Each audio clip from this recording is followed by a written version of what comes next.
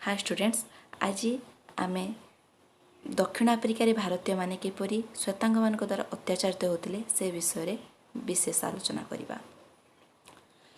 आम या मुख्यतः 5टी पॉइंट्रे आलोचना करिपरिबा। प्रथम, भारतीय मानकर भोटदान अधिकार नथिला, मात्र सेमानक पाखरु निर्वाचन कर आदाय कर जाउथिला। द्वितीय, सेमानंकु रहिया पई जनाकीर्ण और अस्वास्थ्यकर परिवेश रे बसति स्थापन पई स्थान दिया जाइथिला।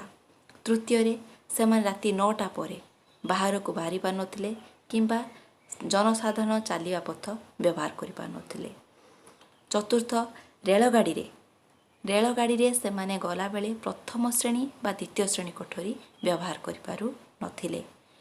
आउ पंचम रे होछि भारतीय मानंकु सेठार थिया श्वेतांग माने कुली बोली संबोधन करथिले ओ अति नीच दृष्टि देखुथिले।